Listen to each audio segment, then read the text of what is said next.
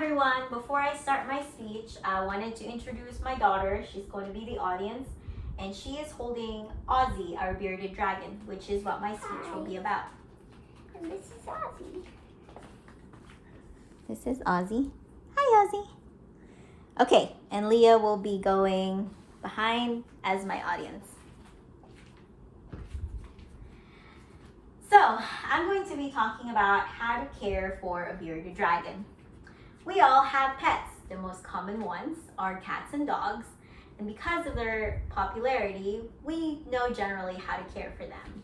But for exotic animals like a bearded dragon, this will be a very informational, although basic, but very important information that you could use should you decide someday to have a bearded dragon. So I will be talking about 4 things: caring for your bearded dragon. I'll be talking about their origin and habitat, their food and diet, their behavior and temperament, as well as the fun things that you could do with your bearded dragon. A quick fact about bearded dragon is their scientific name is pagoda. They live to about 4 to 10 years. And this one right here from the National Geographic is an eastern bearded dragon in Australia, which is just one of the 8 species of bearded dragons around the world. So, as mentioned, they are native in Australia, and since the 1960s, their export has been banned in that country. Today, they are very popular pets in the United States, and my goal is to just give information that will be helpful for someone who decides to have a bearded dragon so that they can give them the proper care and habitat that they need. So this is a habitat setup for a bearded dragon. We want to make sure that since they're desert animals, the habitat setup reflects just that. So in the desert, they run in a 12-hour clock.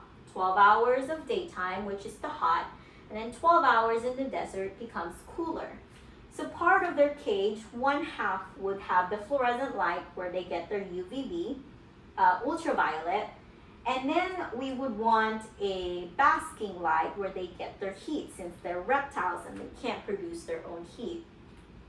So sometimes they get a little bit more heat than they need and they need it to cool off. And that's the other part of your cage, where it stays about 80 degrees Fahrenheit where they can cool off, and also where they tend to stay at nighttime.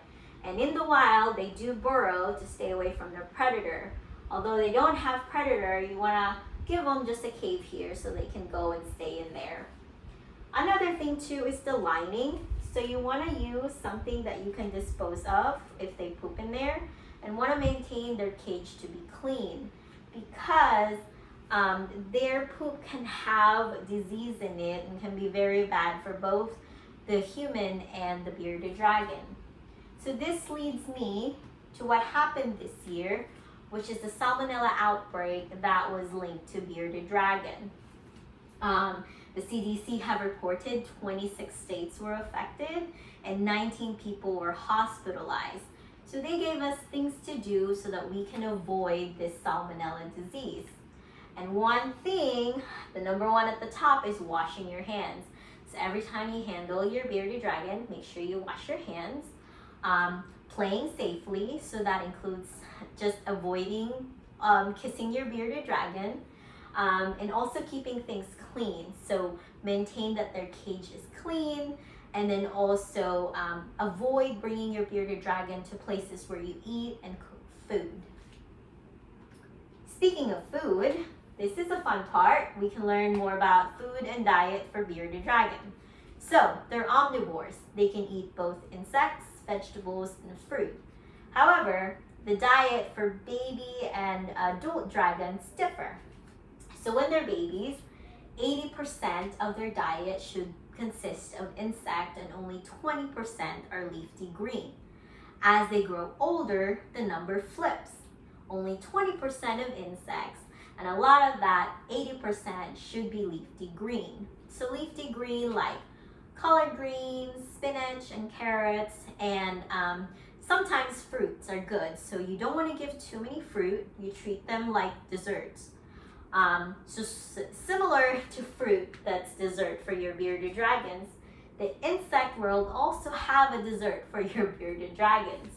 So right here is a hornworm that you want to give only once a week to your bearded dragon. And then these are like candy to them. These are wax worms. You give it to them about 3 times a week. The worms that you can give to them every day are the dubia roaches and the mealworm and superworms.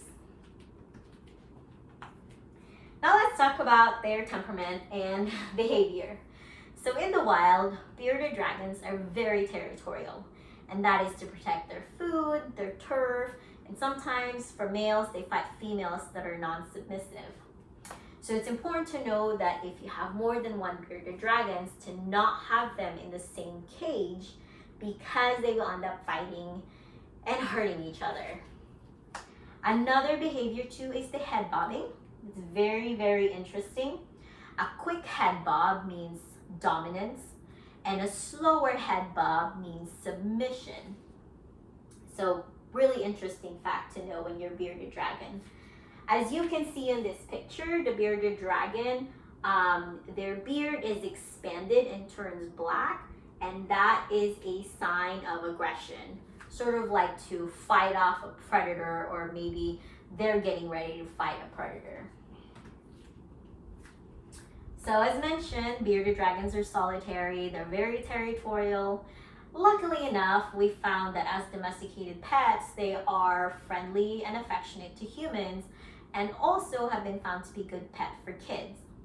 However, we want to make sure that we educate and teach our kids to handle them with care. So making sure to pick them up slowly, handle them with care, not too much noise, because those will freak out your bearded dragon. This is a picture of our bearded dragon, Ozzy, enjoying her greens, and a very interesting position of how she usually eats. For her, it's comfortable, so we're gonna let her be. Lastly, I wanted to share fun things you could do with your bearded dragons, and the things that your bearded dragons as well enjoy. So they love walks. They like to be silly with their new hide. My daughter likes to dress her as Rudolph the Red-Nosed, give her a little crown, and also once in a while we'll notice that she actually watches TV with us. So this is another proof that bearded dragons like to socialize with their owner. So I want to make sure to remind the 4 things that are important to learn about bearded dragon, learning about their habitat, their food and diet, their temperament and behavior, and also understanding that they're social animals and including them as part of our family. And I hope this gives you the basic but very important information should you decide to have a bearded dragon for a pet. Thank you.